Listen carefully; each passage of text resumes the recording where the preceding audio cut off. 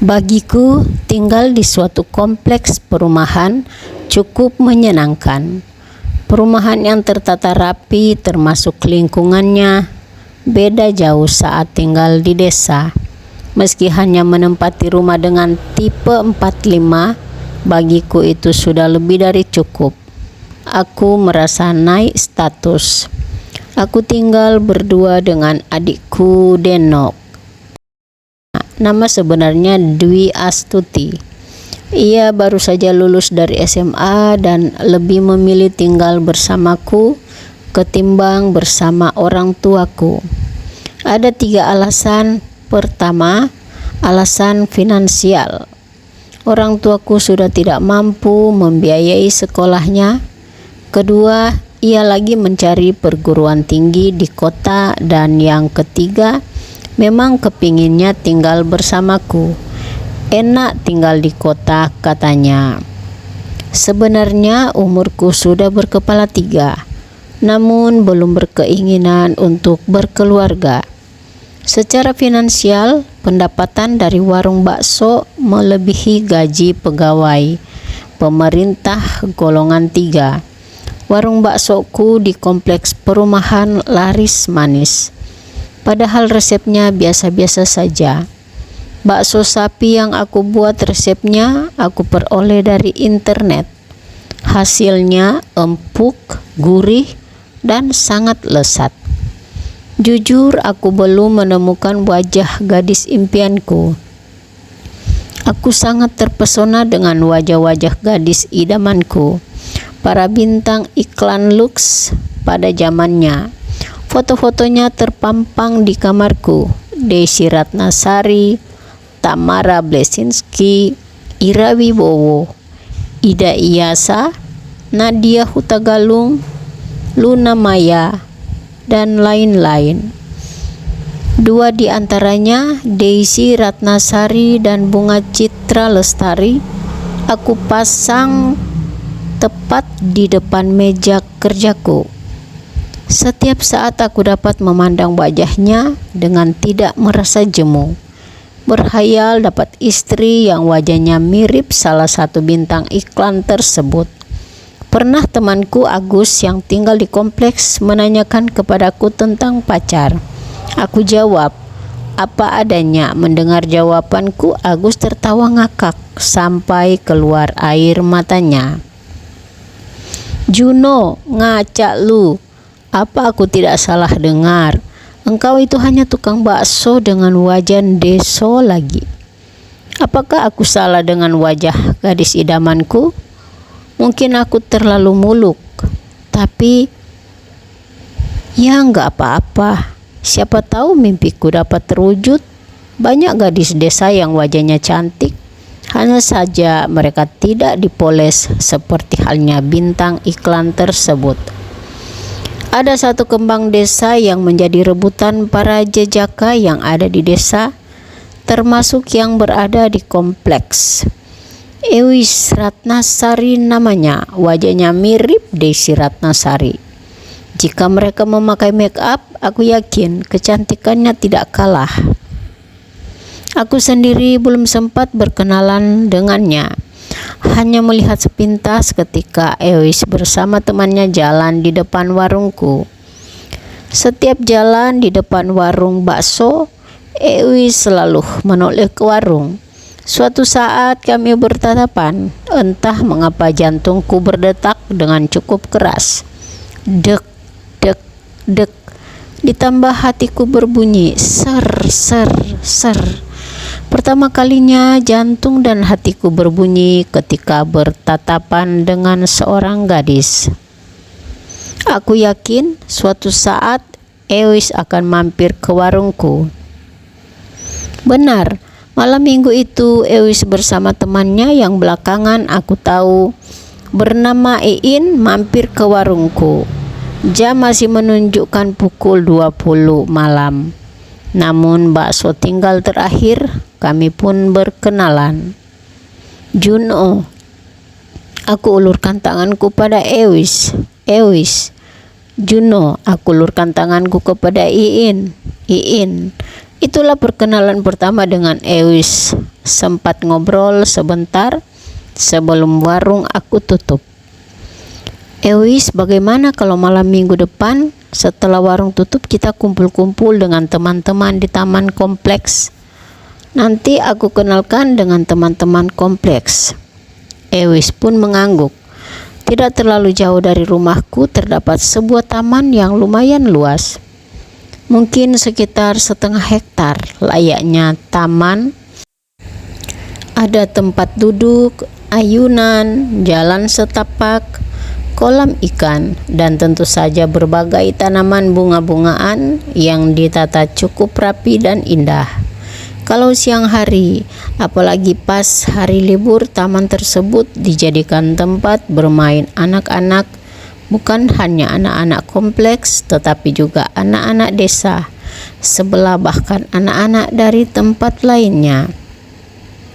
Di taman tersebut terdapat 3 pohon besar, 1 pohon beringin, dan 2 pohon cempaka. Pohon beringin berada tepat di tengah taman, berdiri dengan angkuhnya. Batangnya sangat besar, mungkin 3-5 orang baru bisa memeluknya. Pohon dengan dedaunan yang rimbun menjulang ke atas, ingin menggapai langit. Melihat besarnya dapat dipastikan pohon tersebut sudah ada sebelum kompleks perumahan dibangun. Umurnya dapat diduga puluhan tahun atau bahkan ratusan tahun. Konon cerita yang berkembang dari desa sebelah, pohon beringin tersebut angker, sering ada penampakan. Saat pembangunan perumahan, pohon beringin tersebut pernah dicoba untuk ditebang oleh pengembang. Namun, beberapa orang yang mencoba menebang esoknya jatuh sakit. Bukan hanya itu, ada yang meninggal karena jatuh ketika memanjat pohon untuk menebang batangnya. Pohon beringin tersebut diapit 2 pohon cempaka putih. Kedua pohon itu pun tidak kalah tingginya. Hanya batangnya tidak sebesar pohon beringin. Pada saat berbunga memberikan aroma harum khas cempaka. Di sekitar taman di Jawa, bunga tersebut dikenal dengan nama bunga kantil. Malam minggu dapat dipastikan banyak remaja kompleks, laki-laki dan para gadis duduk-duduk di taman sambil main gitar, nyanyi-nyanyi ditemani minuman kopi dan kudapan ala kadarnya. Sering aku gabung bersama mereka. Aku ikut main gitar dan menyediakan kudapan ala kadarnya, kacang rebus, pisang goreng, singkong rebus, dan kopi panas.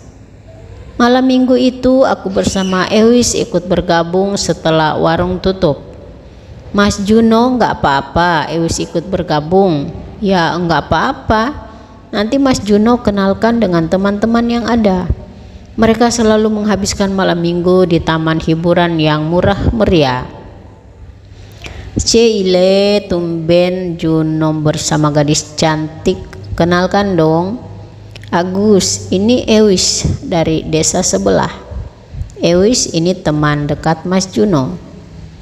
Juno rupanya cita-cita terkabul mendapatkan gadis yang wajahnya mirip dengan Desi Ratnasari.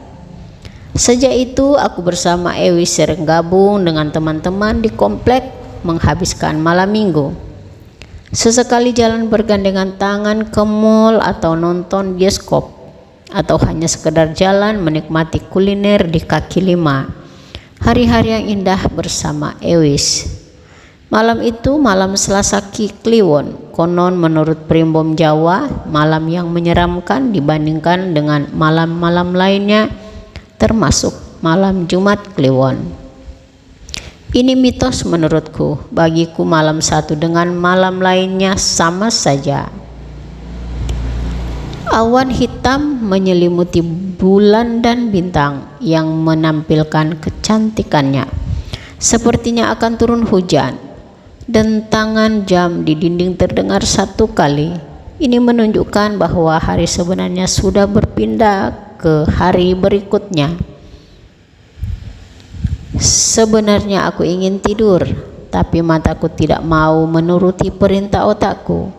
Ini gara-gara 2 cangkir kopi hitam untuk mempertahankan mataku tetap terbuka menikmati pertandingan Liga Inggris. Demikian gerahnya kaos yang aku kenakan, basah karena keringat yang tiada henti keluar dari badanku. Aku buka pintu untuk merasakan sejenak udara di luar. Antara sadar dan tidak, lama-lama terdengar suara yang memanggilku dari arah taman.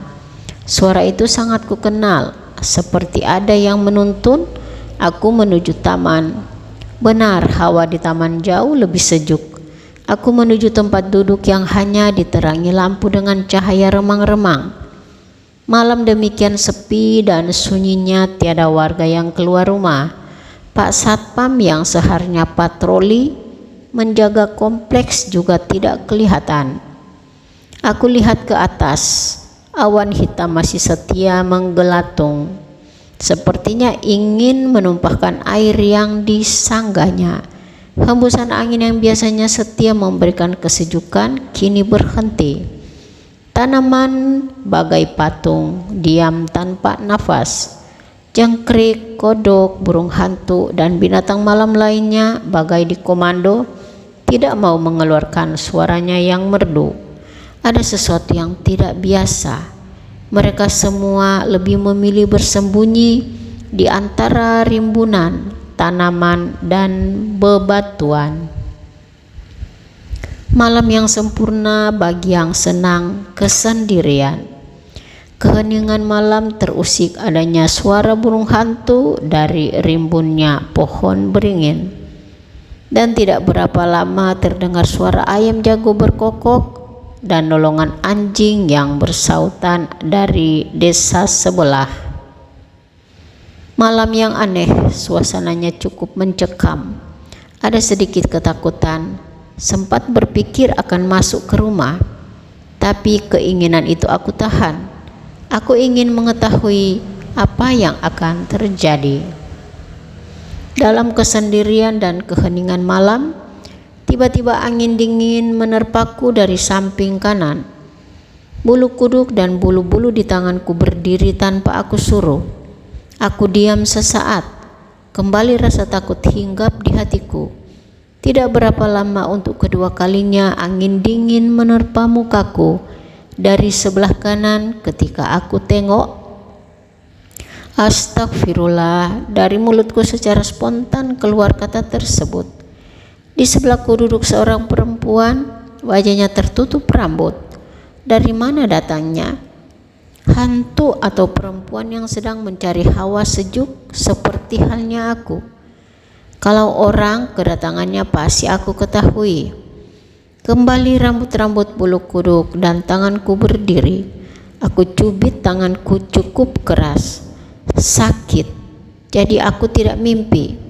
Aku mencoba berdiri, tetapi kakiku seperti ada yang memegangnya. Aku coba menenangkan diri, mengatur nafas, mengendalikan otakku.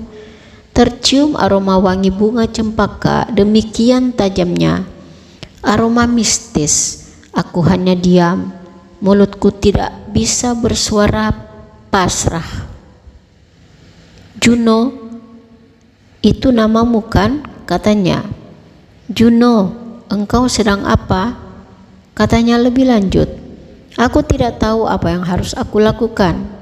Apakah pertanyaan tersebut harus aku jawab atau aku biarkan saja?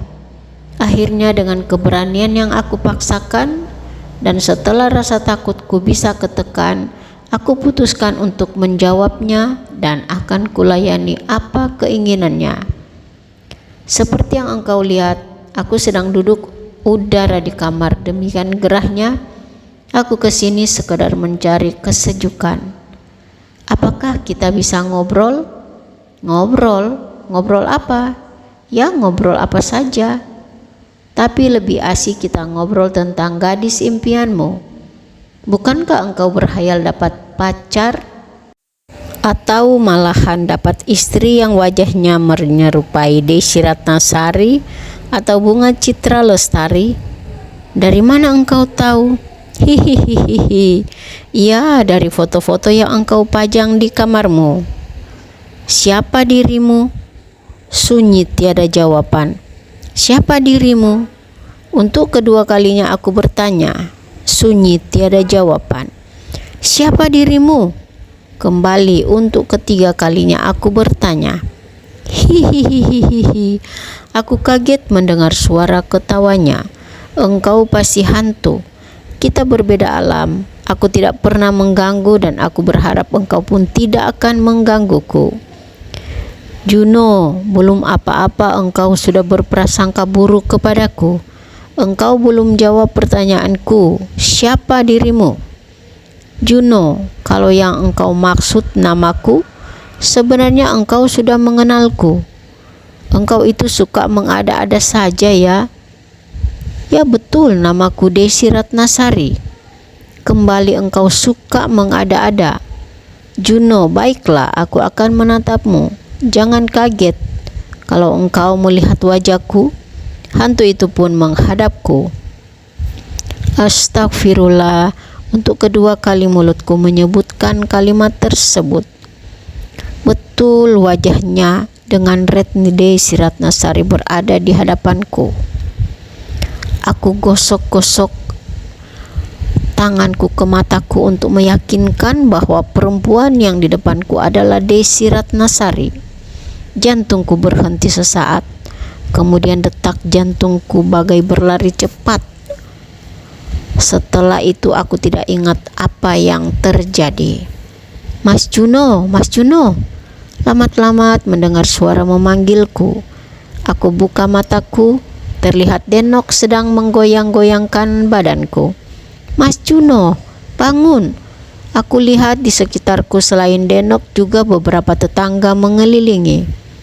Mas Juno, apa yang terjadi? Aku diam sesaat. Setelah kesadaranku pulih kembali, aku coba menerangkannya. Tadi malam setelah nonton sepak bola, hawa di kamarku demikian sumuk, makanya aku cari hawa yang sejuk di taman. Tidak terasa aku malahan tertidur. Sengaja pertemuan dengan hantu Desi Ratnasari tidak aku ceritakan. Mas Juno, ketika Denok bangun, kamar Mas Juno terbuka, tapi Mas Juno tidak ada. Denok cari, tidak ada. Denok sangat khawatir, makanya Denok minta tolong sama Pak Satpam untuk mencari Mas Juno. Mas Juno tidak apa-apa, hanya ketiduran. Hawa di kamar demikian gerahnya. Terus kenapa Mas Juno menggenggam bunga cempaka? Tanya Denok. Mungkin bunga cempaka jatuh tepat di tangan Mas Juno saat Mas Juno tertidur. Sejatinya aku heran juga, soalnya bunga tersebut dalam keadaan tergenggam. Terima kasih sudah menonton video saya. Salam sehat dan bahagia selalu.